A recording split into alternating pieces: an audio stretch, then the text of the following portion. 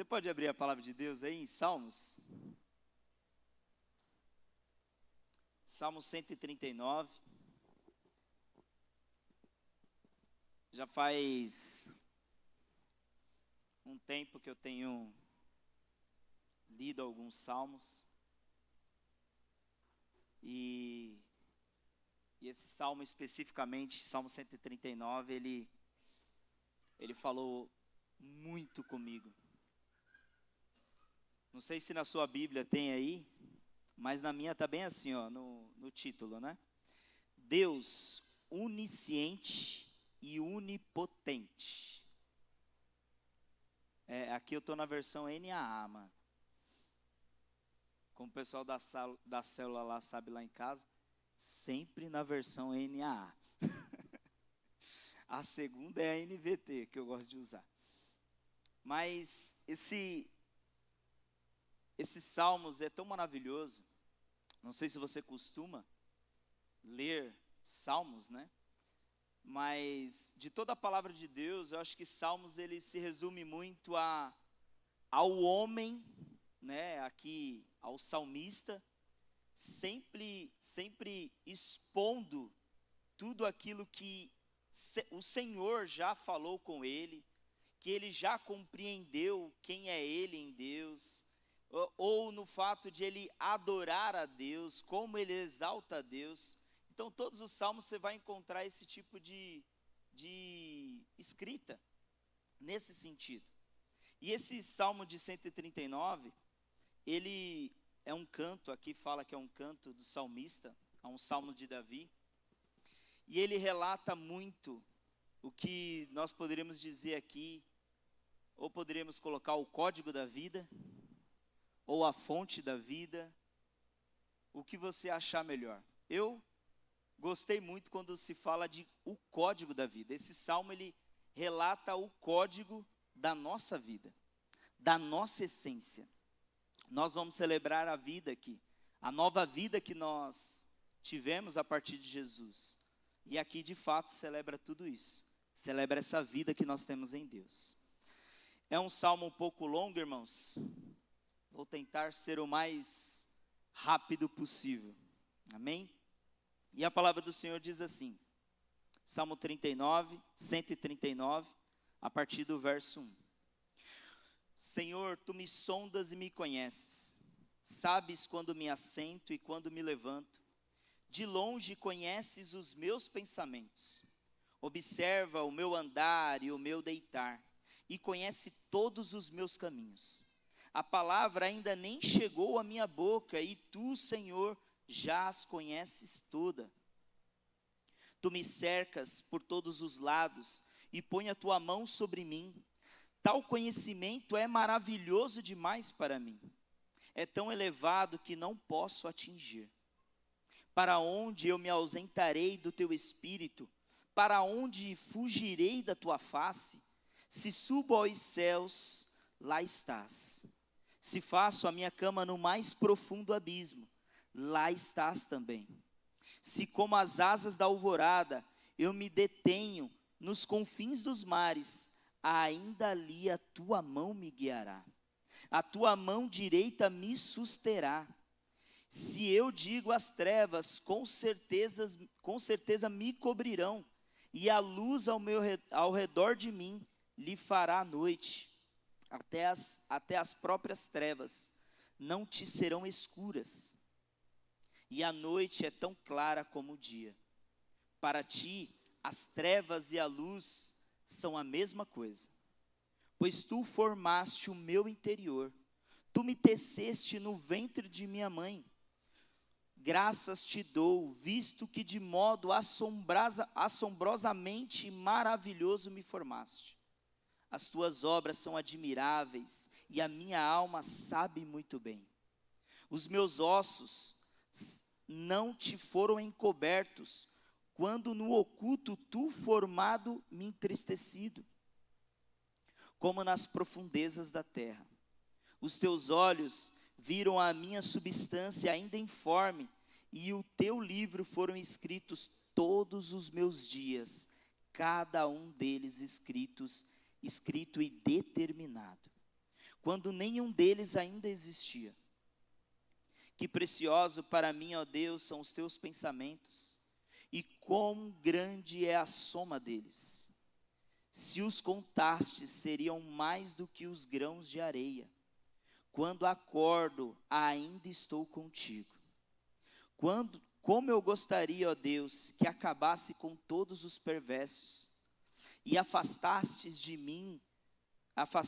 pois, de mim homens violentos.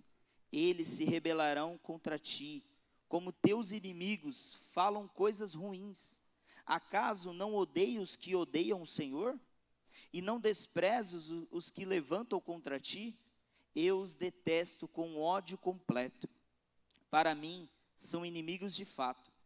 Sonda-me, ó Deus, e conhece o meu coração. Prova-me e conhece os meus pensamentos. Vê se há em mim algum caminho mau e guia-me pelo caminho eterno. Aleluia. Irmãos, eu não consigo ler esse salmo sem sentir o amor de Deus tão grande por mim. Não tem como nós olharmos cada verso desse salmo, irmãos, e não ver que Deus está conosco em todo tempo, em toda hora. Mesmo quando nós não temos a consciência de que Ele está. E não tem como nós olharmos para isso, irmãos. Quando o salmista aqui diz, sonda-me, tu me sondas, Senhor. Eu não sei se você já viu, talvez você já tenha visto em alguns filmes, quando eles estão lá nos submarinos, eles colocam lá um sonar para identificar o objeto que está ao seu redor. Lembrando que no mar, no mais profundo do mar, não há luz, há ausência completa de luz, irmãos. E o sonar, de fato, é para achar todo e qualquer objeto que esteja ali, naquele lugar. E quando esse salmo aqui fala, tu me sondas, o Deus que conhece tudo, o Deus que sabe onde está tudo no lugar, irmãos. Ele sabe onde Ele pôs todas as coisas a respeito de nós, a respeito das nossas vidas.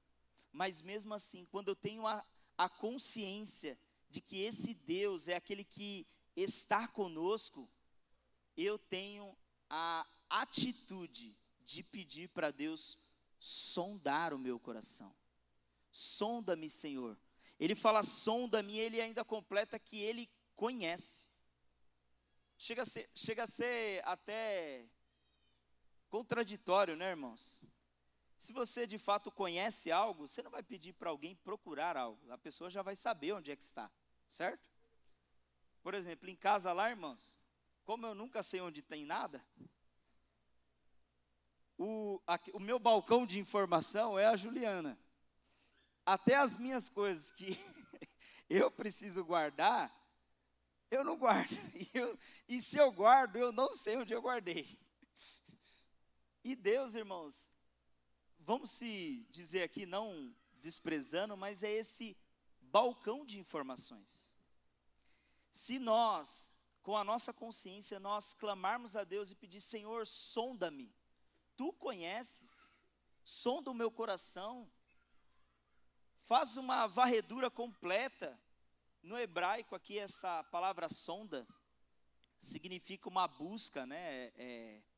Se eu não me engano é carás, charás, shaktá, alguma coisa assim, irmãos.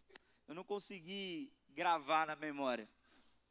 Mas significa uma busca intensa, uma busca no mais profundo, uma busca minuciosa, onde ele vai em cada detalhe, em cada canto. E será que nós temos a ousadia? Será que você tem a ousadia de pedir para Deus sondar o teu coração? Sondar a tua vida? Porque, irmãos, quando a gente responder de fato essa pergunta, eu consigo pedir para Deus sondar o meu coração. Às vezes a gente pensa que o fato de Deus sondar o nosso coração, a gente fica com temor de achar coisas ruins. Irmãos, fique tranquilo, Deus vai achar. Fique tranquilo nisso. Deus vai achar. Não adianta, irmãos. Aqui no próprio Salmos diz que até o mais profundo abismo, lá Ele está. Até na mais densa noite, Ele traz luz aonde Ele está.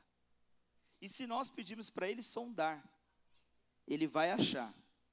E Ele vai achar coisas, irmãos, que Ele espera que nós venhamos permitir que Ele trabalhe na nossa vida. Não são coisas que Ele não quer trabalhar, irmãos. São coisas que Ele quer utilizar nas nossas vidas. Para isso nós precisamos ter audácia de pedir: Senhor, sonda o meu coração, sonda os meus pensamentos. Nos versos seguintes, ele começa a falar: o Senhor sabe quando me levanto e me assento. Toda a nossa ação, irmãos, não estão encobertas diante de Deus. Todo o nosso agir, aqui fala muito de uma vida passiva no sentar e uma vida ativa no levantar. Seja quando eu não estou fazendo nada, ou quando eu estou fazendo algo, Deus sabe a intenção a qual nós estamos fazendo todas as coisas. E pedir para Ele sondar, é ter a ciência que eu preciso que Ele sonde o meu coração para que eu possa ser melhor.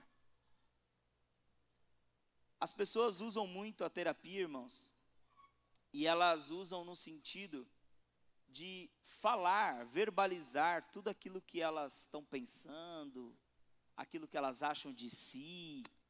Às vezes o próprio psicólogo, às vezes, não fala nada. A pessoa mesmo falando, quando ela começa a verbalizar tudo aquilo, ela começa a entender tudo aquilo que ela precisa fazer, para que aquilo ali não seja um ponto fraco na vida dela. É um meio da psicologia. E nós temos o melhor psicólogo do mundo, irmãos. O psicólogo que não precisa ouvir os contar da sua história, porque ele escreveu a sua história. Esse salmo fala que ainda quando os nossos dias ainda não existiram, ele já escreveu todos eles. Ele já escreveu, irmãos. Então, se tem um lugar, irmãos, que nós podemos rasgar o nosso coração, rasgar a nossa alma, é na presença do Senhor. Porque Ele nos conhece, Ele sabe as intenções do nosso coração, e se você pedir para Ele sondar e você tiver alguma intenção errada, e Ele te mostrar, você tem uma grande oportunidade de você mudar isso no seu coração, de você mudar isso na sua vida. Aqui nesse salmo ainda fala, irmãos, talvez a gente raciocine muito para falar algumas palavras. Eu, às vezes, tenho que ficar treinando, irmãos, algumas palavras, porque a língua trava, a dificuldade vem. Mas, irmão, você entende que tem um Deus que antes de você falar, Ele já sabe toda a palavra da sua boca, irmãos. Esse salmo é como um código da vida, porque não há como fugir de Deus. Não há como nós nos ausentarmos da presença dEle. No verso 5 fala que Ele nos cerca, irmãos, por todos os lados. Ele nos cerca, no texto fala, por todos os lados, e põe a tua mão sobre mim. Por todos os lados, irmãos. Aí você pode pensar, pela direita, pela esquerda, pela esquerda não, pela esquerda também, irmãos. Ele nos cerca. Na frente, atrás, Ele nos cerca por todos os lados. Mas aqui o sentido que Deus está falando, irmãos, é no passado, é no presente e é no futuro. Por mais que nós entendamos, irmãos, que a partir do morrer de Cristo, nós recebemos uma nova vida, nós nascemos sob uma lei, certo? Nós nascemos sobre uma lei. Depois nós morremos na lei e nós ressuscitamos no Espírito. Esse é o caminho. Só que mesmo no nascer da lei, no nosso passado, naquilo que dizia de quem eu era, Deus estava conosco, irmãos. Deus estava conosco. Porque se esse Deus, irmãos, Ele tem as mãos poderosas de tecer você no ventre da sua mãe, não tem como nós falarmos, irmãos, que mesmo no nosso tempo da ignorância, Deus não estava conosco. Nós não podemos dizer isso, porque Ele estava. Ele nos teceu, irmãos, com mãos de um verdadeiro artista. Você pode olhar para o seu irmão aí que está do seu lado?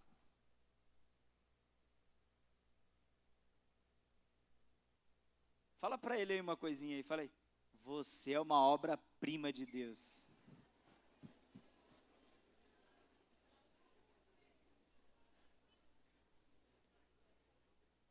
Sabe, irmãos?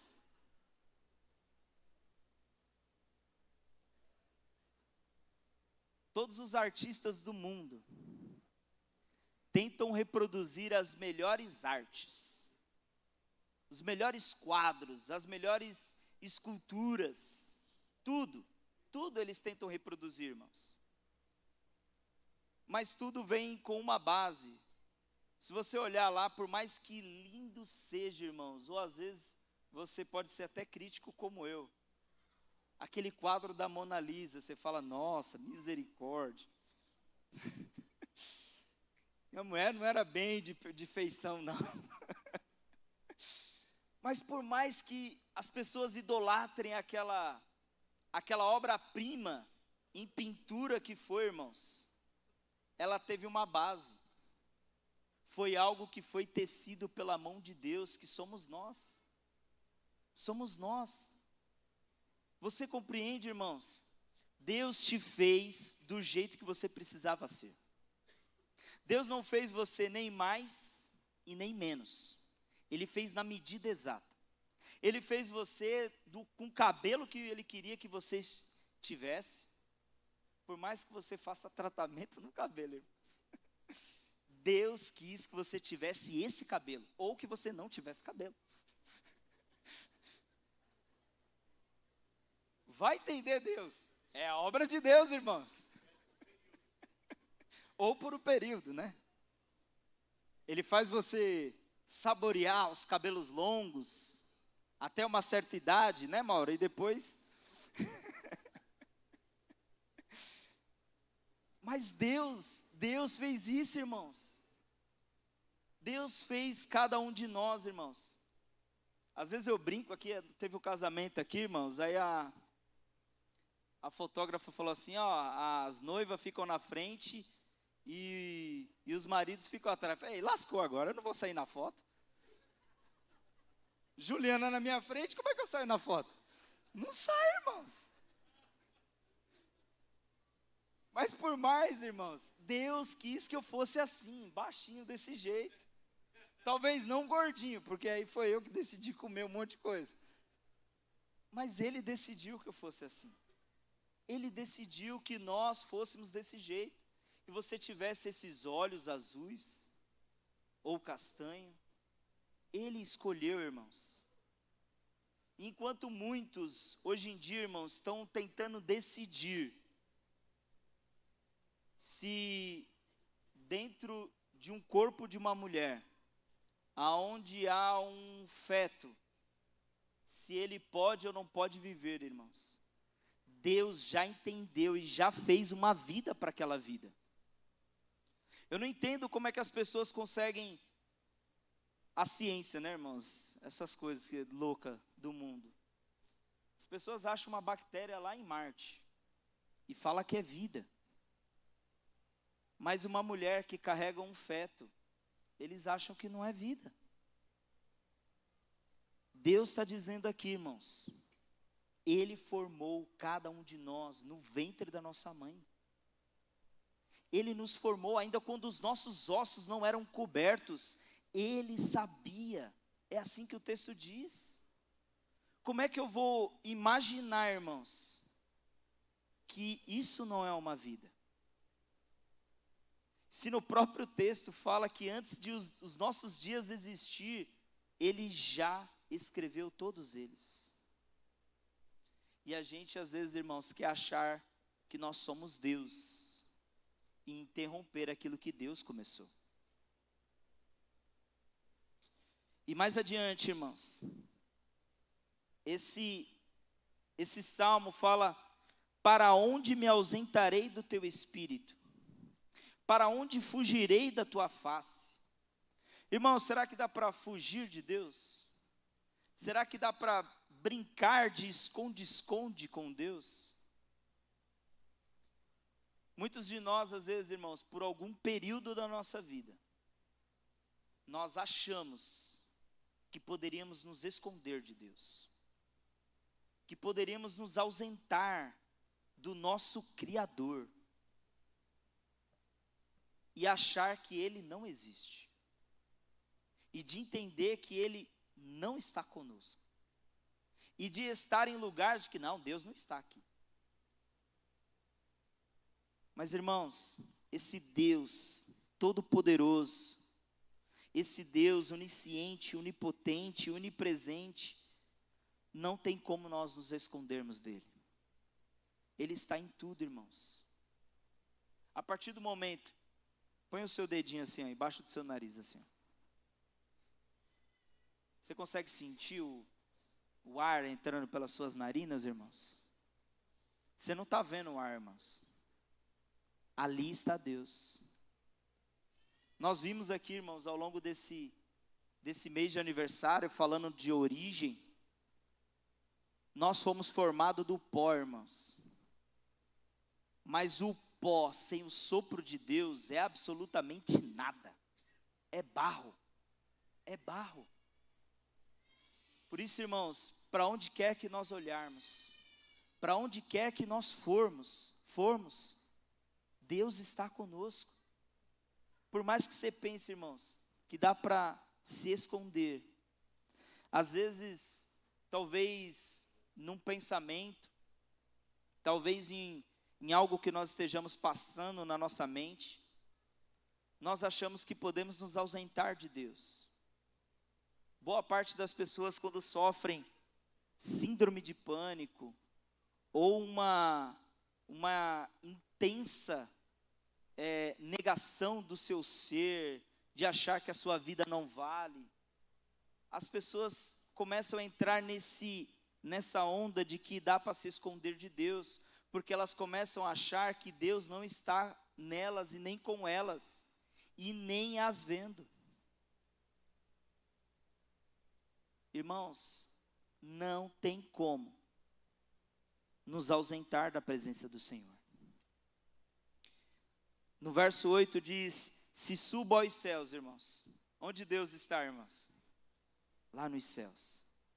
É o lugar mais óbvio onde Deus vai estar. Não tem outro lugar onde Ele possa estar senão nos céus. Mas o salmista fala: mas se eu faço a minha cama no mais profundo abismo, lá Ele está também. Esse mais profundo abismo, irmãos, fala da nossa mente. Às vezes nós mergulhamos numa treva sem fim na nossa mente. Pessoas que entram em depressão tão profunda, irmãos, que ao olhar para o lado, a única coisa que eles enxergam é escuridão. Eles não veem saída. Você sabe quando você entra num túnel, e por mais que aquele túnel tem luzes, se apagar todas as luzes, lá no final do túnel você vai ver uma luz. Só que às vezes a nossa mente, irmãos, ela não consegue enxergar além e ver a luz no fim do túnel. E esse salmo fala, irmãos, que se eu for no mais profundo abismo, eu posso entrar no mais puro trevas na minha mente, irmãos, Deus vai estar lá. Irmãos, nós não precisamos de mais nada. se Ele está lá. Se Ele está nesse profundo abismo, irmãos, nós teremos tudo. Nós teremos tudo. E à medida que você olhar, irmãos, para esse Salmos aqui, e aí o salmista fala: se eu tomo as asas da alvorada e me detenho nos confins dos mares, ainda a tua mão me guiará. Irmãos, no mais profundo abismo, que fala da nossa mente, que fala de nós estarmos perdidos, se Ele está lá, está tudo resolvido. E se eu pensar que eu posso ir no mais longe, irmãos, o Celso poderia falar melhor aqui para nós, que ele gosta de pescar em alto mar, irmãos. Mas no alto mar, irmãos, você pode olhar para todo lado, você não vê nada. Você não vê fim. Você não vê fim naquilo. E como é que você vai saber o que é a direita, o que é a esquerda, o que é norte, o que é sul? Como é que você vai saber qual a direção que você vai caminhar naquele lugar? Ah, mas eu tenho bússola. Beleza, irmão. Mas vai você sem bússola. Se você virar para cá, a sua direita vai ser aqui. Se você virar para cá, a sua direita vai ser aqui. Para onde você virar, você não vai achar como você vai se guiar para sair daquele lugar. E esse salmo fala que Ele é aquele que nos guia. É como se Ele é a bússola que nós precisamos para sairmos de um mar sem fim. Eu não posso pensar, irmãos, que eu estou num lugar, ou às vezes numa situação na minha casa, situação familiar, talvez uma enfermidade, e por mais que eu olhe, irmãos, e não tem saída, não tem jeito, se eu não entender, irmãos, que é Ele que vai me guiar, se eu não entender que é Ele que vai pôr a sua mão e vai me guiar, e a sua mão me sustentará, se eu não entender isso, irmãos, você pode fechar sua Bíblia e não querer mais nada a respeito da sua vida. Porque é Ele que faz, irmãos. É Ele que nos guia. É Ele que nos direciona. No verso 11 fala que as trevas com certeza me encontrarão, e a luz ao redor de mim se fará noite, e até as próprias trevas não te serão escuras, irmãos. Para Deus não existe escuridão. Ele é a própria luz, irmãos. Ele é a luz da aurora. Ele é o sol do meio-dia, irmãos. Com Ele não há escuridão. Com Ele não há trevas. Com Ele não há como ficarmos perdidos no meio da noite. Verso 13. Pois tu formaste no interior, tu me teceste no ventre de minha mãe. Graças te dou, visto que de modo assombrosamente maravilhoso me formaste, e as tuas obras são admiráveis, e a minha alma o sabe muito bem. Irmãos, até a ciência hoje não entende muito do que é e como nós somos formados no nosso corpo. Como de fato, todas as juntas, todos os nervos, às vezes eu tenho até estudo a respeito sobre a área menos descoberta da nossa vida, que é o cérebro. A ciência sabe só uma parte do nosso cérebro. A outra parte eles não conhecem. Mas eu sei quem conhece. Você sabe quem conhece, irmãos? E é tão maravilhoso, irmãos, quando nós olhamos para esse texto, que fala que assombrosamente maravilhoso Ele nos formaste. Ele nos formou, irmãos. Eu sempre pensei, irmãos, que nós somos seres terrenos e desfrutamos de coisas celestiais. Quantos pensavam que era isso, irmãos? Mas na verdade, irmãos, nós somos seres celestiais. Nós somos seres celestiais, nós não fomos gerados simplesmente no natural. Nós não somos seres naturais, nós somos seres espirituais. A partir do momento que nós temos uma alma, nós somos seres espirituais. Nós temos um espírito, nós somos seres espirituais. Diferente, irmãos, de os animais. Os animais não têm alma. Eles podem ter sentimento, eles sentem dor, tem algumas coisas, mas eles não têm alma. Mas nós temos, irmãos, porque nós somos seres extraordinários. Deus nos fez seres extraordinários. Deus nos fez de forma admirável, diz a palavra de Deus. Admirável. Ele nos fez dessa forma, irmãos. E nós entendemos que se Ele fez cada um de nós de forma admirável, eu não posso pegar uma palavra de alguém e achar que eu sou um lixo. Eu não posso pegar a palavra de alguém dizendo que eu não presto e fazer dessa palavra de fato que eu não presto. Deus nos fez, irmãos, de algo admirável. Quando alguém falar para você algo absurdo desse, repreenda, irmão. Fala, eu sou obra-prima de Deus, eu sou feito formosura do Pai. Eu sou, irmãos. Você pode dizer, eu sou formosura do Pai. Nós somos, irmãos. Nós somos. Verso 16. Os teus olhos viram a minha substância ainda informe, e no teu livro foram escritos todos os meus dias, cada um deles escrito e determinado, quando nenhum deles ainda existia. Que preciosos para mim, ó Deus, são os teus pensamentos, e quão grande é a soma deles. Se os contasse, seriam mais do que os grãos de areia. Quando acordo, ainda estou contigo.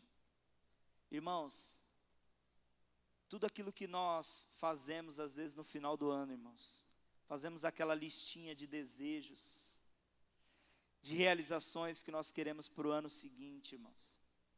Você sabe que Deus fez essa listinha para nós, de como nós seríamos, os objetivos que nós alcançaríamos, a forma que nós entenderíamos quem Ele é para nós, entender que Ele é o único Senhor e Salvador da nossa vida, que Ele é o nosso Pai, Salvador e Criador de cada um de nós.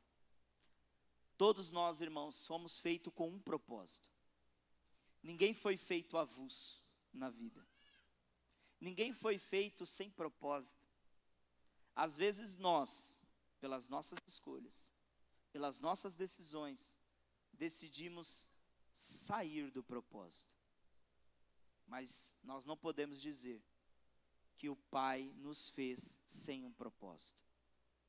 Deus te fez com um propósito único, irmãos. Deus é tão maravilhoso, se você juntar aí, 1 milhão de pessoas, nenhuma identidade digital, né? A sua digital será igual ao outro. Nenhuma, irmãos. Toda a sua ação genética que você tem na sua vida, no seu interior, é única. Deus te fez com um propósito único, irmãos.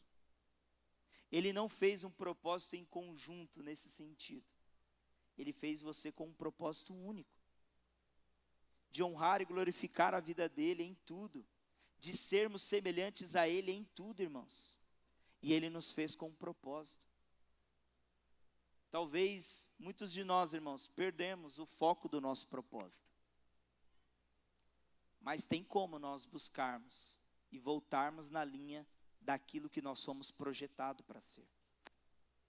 Talvez, se você por algum momento você entendeu ou achou que na sua vida você não precisaria de um propósito maior, porque o seu propósito nessa vida era só ganhar dinheiro.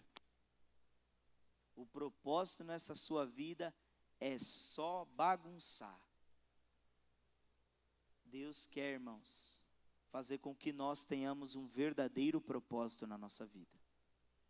E nós precisamos entender que Ele nos criou para isso. Verso 19. Como eu gostaria, ó Deus, que acabasse com os perversos, afastasse de mim, afastasse, pois, de mim homens violentos, e eles se rebelam contra ti, e como os teus inimigos falam coisas ruins. Acaso não odeio os que te odeiam, Senhor? E não desprezo os que se levantam contra ti? Eu o detesto com um ódio completo. Para mim, são inimigos de fato. Irmãos, por mais que nós olhamos esse texto, aqui no contexto de Davi, falava de uma guerra de fato, irmãos. Davi estava em meio à guerra.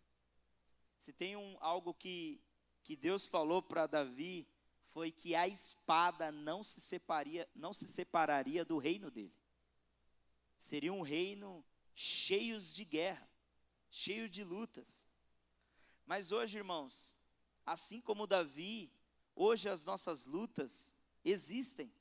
Mas há uma diferença, aqui Davi lutava contra a carne, contra adversários humanos, propriamente ditos. Mas hoje, irmãos, nós tratamos de inimigos invisíveis, que não é carne e não é sangue, são principados e potestades. E nós precisamos saber de fato quem são os inimigos do Senhor, porque é eles que nós precisamos detestar. É a mentira, é o falar mal, é o levantar falso, provocar injúrias, esse tipo de coisa, irmãos, e tantas outras mais. Mas são esse tipo de coisas que nós estamos guerreando.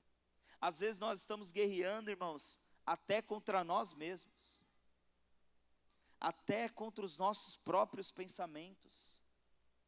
Que por mais que nós olhamos aqui que Deus tem todos os pensamentos, e são inumerosos esses pensamentos para conosco, mas nós também temos os nossos pensamentos.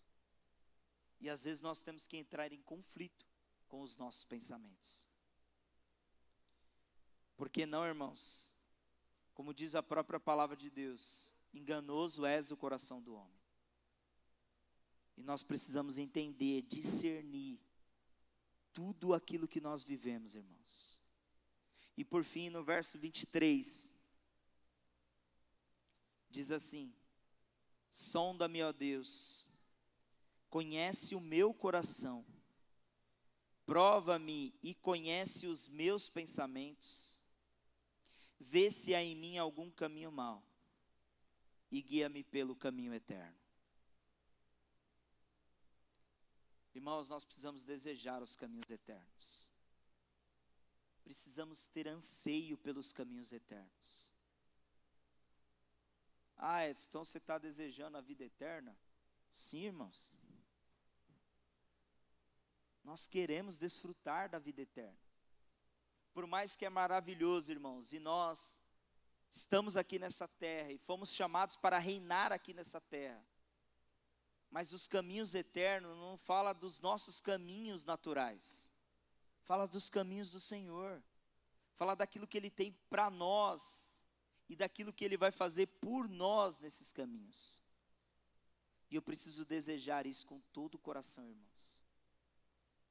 Se eu achar que estar numa igreja, ler uma Bíblia, é simplesmente uma ocupação para o nosso final de semana, não entender toda essa dimensão desse Deus Criador, desse Deus onisciente, desse Deus onipotente, eu vou achar que, assim como algumas pessoas acham, irmãos, que Deus não existe. Tudo é obra do acaso. Que por conta de uma explosão, se é que explosão pode construir algo. Eu sei que explosão destrói as coisas. Mas muitos acham, irmãos, que a explosão foi que nos construiu. A explosão foi que nos fez. E a evolução do homem, a evolução de um animal, gerou as nossas vidas. Eu repugio, irmãos, esse tipo de pensamento. Porque não dá para entender que uma explosão ou que simplesmente o passar dos anos faz uma espécie se mutar de tal forma como nós somos, irmãos. Não tem como. Não tem como. Não há lógica para isso. Há um ser por trás de tudo aquilo, e esse ser é Deus, irmãos. Tem uma série que eu gosto muito, irmãos. Talvez vocês já assistiram, que é o Jovem Sheldon. E é muito boa, irmãos. E ele não acredita em Deus.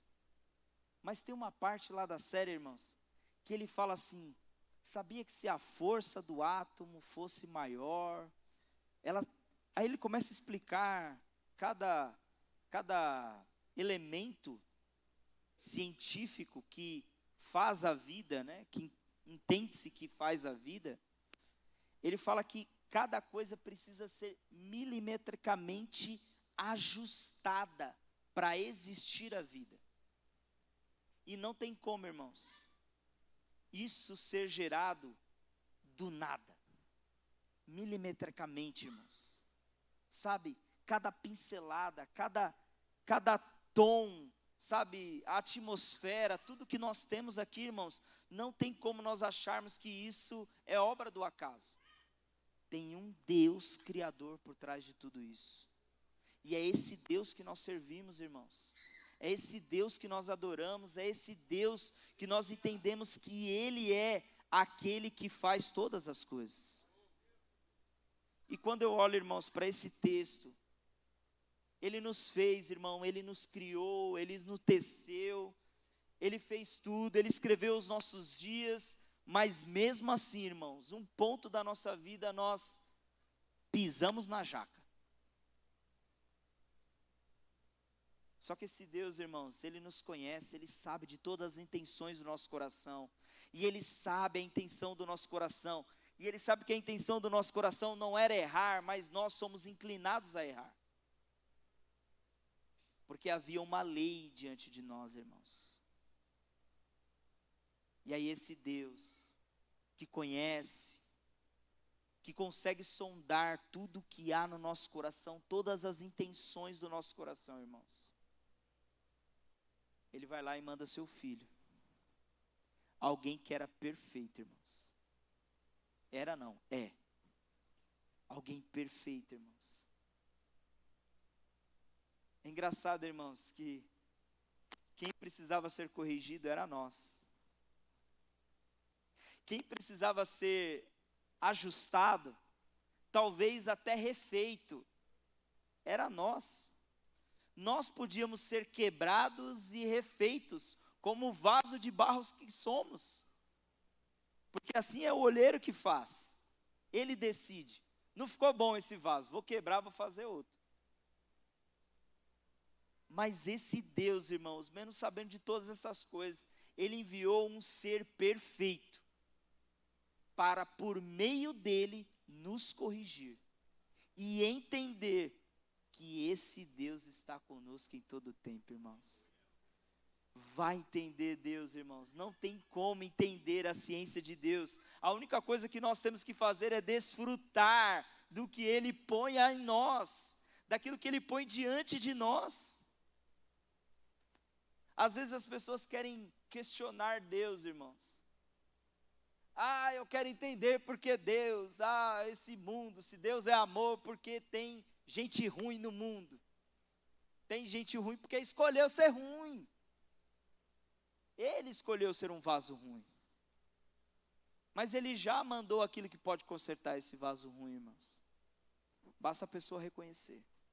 Basta cada um de nós reconhecer que o perfeito já veio, que o perfeito já morreu, que o perfeito já ressuscitou.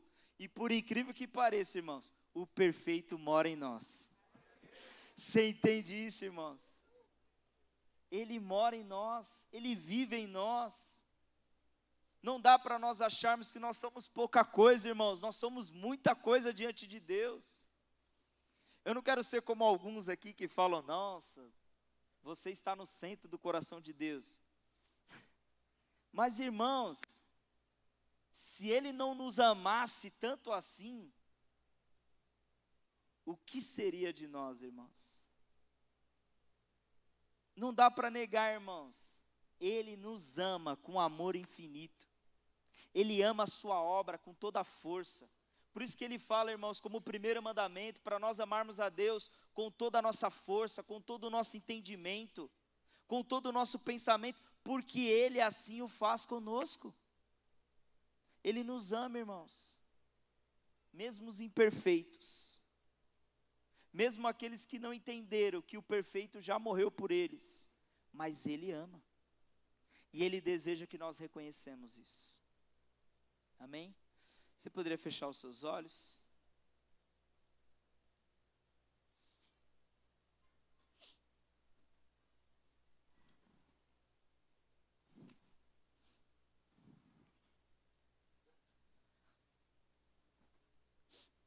Pai, nós te louvamos, Senhor, nesta noite.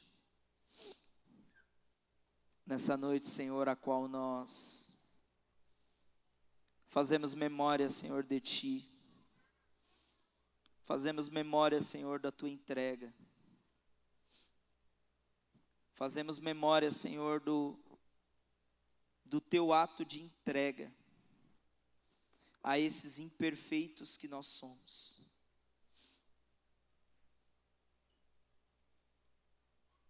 Senhor, não nos deixe cair na nossa mente, Senhor, que nós não temos um Deus que cuida, que zela, que protege cada um de nós.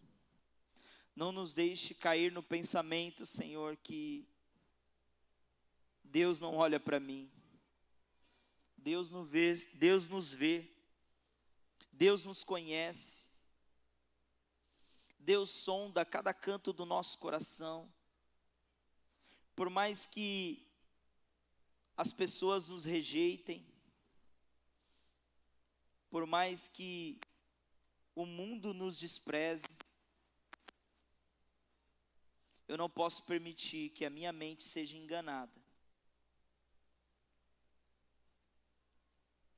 e afirmar que até aquele que me criou não está olhando por mim. Por mais que eu esteja no mais profundo abismo, por mais que eu esteja em meio às trevas, por mais que eu esteja no mais profundo mar, distante de tudo, se o Senhor está, tudo está bem, tudo vai bem. Ah, Senhor, dá a nós essa consciência, Senhor, essa consciência de que o Senhor está em tudo, de que o Senhor está em todas as coisas da minha vida, e em tudo que eu sou e de como eu fui formado, o Senhor está em tudo, Senhor. Não nos deixe pensar, Senhor, não nos deixe, Senhor, aceitarmos os dardos inflamáveis do inimigo, Senhor.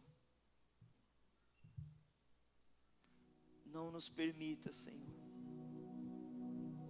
Não nos permita, Senhor, achar que nós fomos gerados do nada,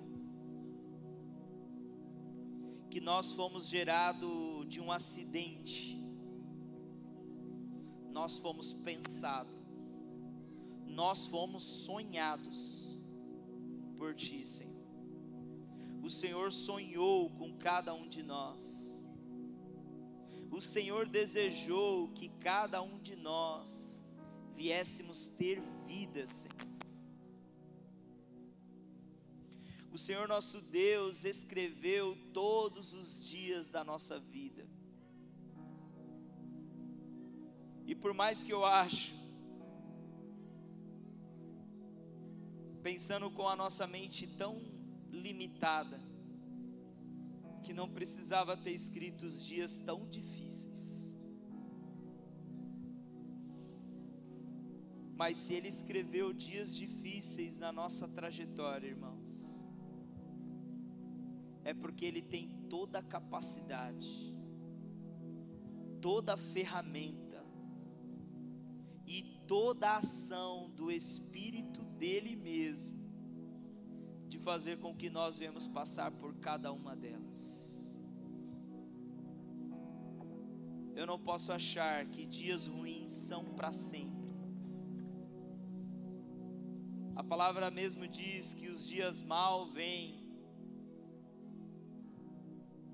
e que nós não precisamos estar preocupados com o amanhã, porque o nosso Pai cuida de nós. Ele nos guia, Ele nos direciona. Ah, Senhor, não nos deixe, Senhor, sermos pegos em armadilhas da nossa própria mente, Senhor. Traga essa convicção, Senhor, cada vez mais na minha vida e na vida dos meus irmãos. Que possamos olhar, Senhor, para a Tua palavra e encontrar tudo aquilo que nós precisamos, tudo aquilo que nós necessitamos, Senhor. O vazio que estava em nós, como nós cantamos agora há pouco, já está completamente tomado por aquilo que deve ser tomado, pela peça principal das nossas vidas. E nós te louvamos, Senhor. Nós te louvamos. Nós te adoramos, Deus.